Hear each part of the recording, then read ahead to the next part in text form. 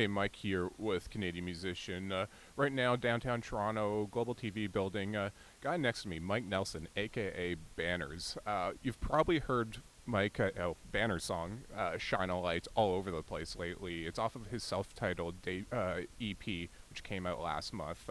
Shine a Light, if you haven't heard it all over radio, is also used to great effect in the FIFA 16 commercial and generating a whole lot of buzz for this guy who, native of England, as you'll hear once he starts speaking, but now living in Toronto. But Mike, I know it's been a busy morning of interviews and such for you, so I really appreciate it. How you doing, man? I'm really good. It's been great. Yeah, don't be silly. It's really nice to be here. Yeah, here's my English accent, by the way. Way sexier than mine. But yeah, so like we know the song "Shine a Light," we know Riot and the other. Well, I guess it's a 5-song EP. But what's the story of Banners up to this point? I know you're from Liverpool. Everyone knows what Liverpool's famous for musically, and you started under the name Raines, I believe. My last name being Raine. I think you should have stuck with that. Oh, nice. But what's the story of Banners up to this point? Why the move to Toronto? Where did you get your start? So what was the lead up to this EP? Yeah, I guess well, I used to work in a recording studio basically in Liverpool, and I came over years ago to just to be the assistant on a project that was out near Winnipeg, weirdly, in this town called Kelwood, which is has like 60 people in it. I guess it's in the middle of nowhere. It's very rural, and just kept in touch with some of the musicians there. One of them is a bass player that's based out in Toronto, called Milos, who's a great bass player and a great songwriter, and he got in touch and asked if I wanted to come over to Canada. So we did a bit of work together and wrote some songs, which was really lovely and a lovely experience. And I, with being in Toronto, got put in touch with a label that's here, an independent label. I'm signed to Island Records in the States now, but was initially still signed to independent label in Toronto called Home. It was them that put me in touch with my producer, who also lives in Toronto. So I stayed, yeah. And I mean, New York is an hour's flight away for the Island Records stuff, and I really like Toronto, so it just makes sense to be here at the moment, which is great. Yeah. The name change or the moniker change from Raines to Banners, Sure. Did that come with the move here or with a change in sound?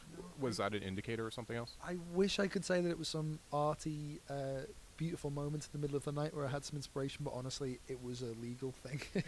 Yeah, it gets tricky with the major label stuff. They're just so... the world is so litigious now that I guess they were just didn't... they don't take any... they take every precaution, and it just didn't get through, a copyright test thing, I guess.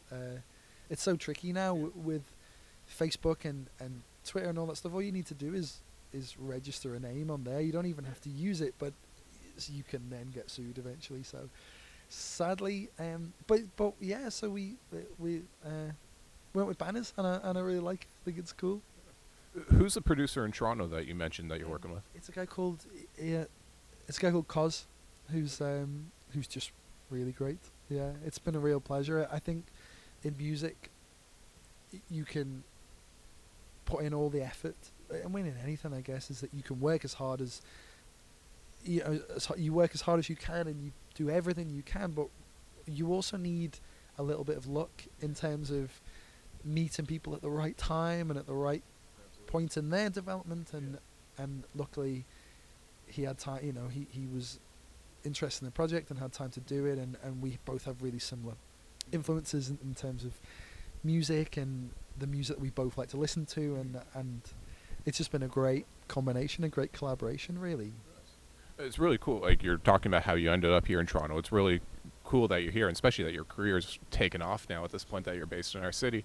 But like England, the UK in general, but especially England, especially London, is second maybe only to like New York in the world as far as music cities, music industry cities. A lot of, just personally, my favorite music of all time comes from England. I've always had an affinity for British music. So even though producer causes here, labels here and that kind of thing, but was there any hesitancy to leave that music mecca of Britain? No, not really. I mean, I just believe in taking opportunities when they come up.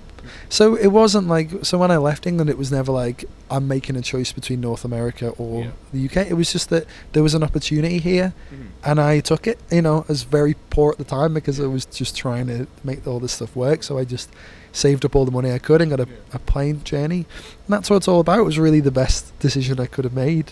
I mean, you're right. Like England, there is a lot of great music in England, you know, and a lot of my influences are English, but a lot of them are American. I mean, I'd say my biggest influence is Jeff Buckley.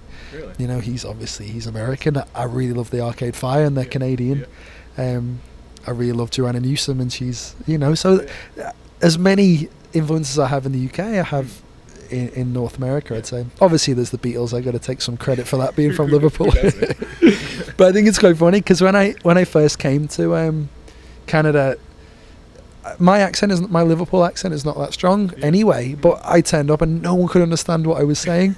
So really quickly, I had to develop this weird transatlantic version of my own accent. So I think I sound like more like Paul McCartney as the days go by.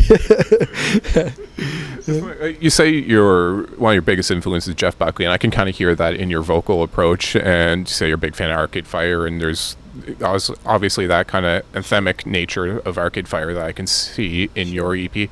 But on that, like specifically, that's almost like a stadium anthem type approach, the big build up, the soaring vocals, that kind of stuff. It's something that, again, the British have always done amazingly well, whether it was, you know, going back to Queen or Bowie or the Stone Roses, Oasis, the Verve, like that stadium rock, stadium anthem thing is something the British have always done exceptionally well.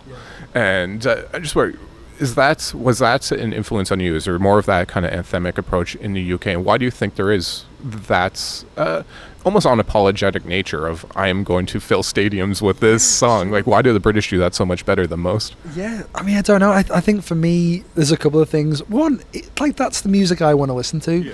And, you know, intimate gigs are amazing. But honestly, you come out of a stadium gig that's done properly and it's a life changer, isn't it? It's like, you know, don't get me wrong, I've seen gigs in small venues that have blown my mind. But the other thing that I figured was that if I write songs that could fill stadiums, then surely at some point they'll let me play them.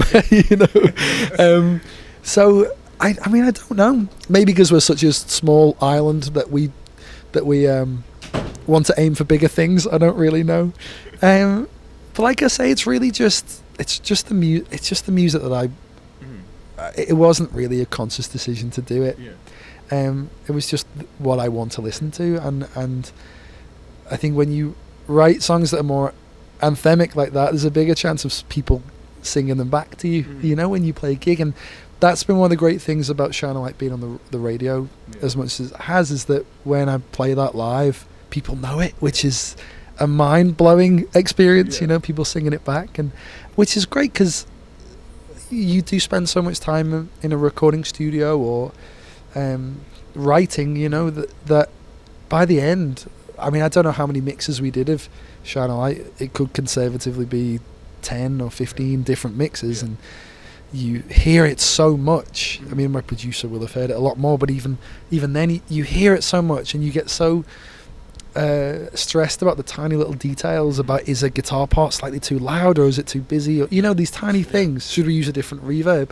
You lose all sight of the song. It's hard to judge it. So it's so great when that song just goes and lives in the world. You know, you play it live to people, or you hear it on the radio, or people hear it on the radio.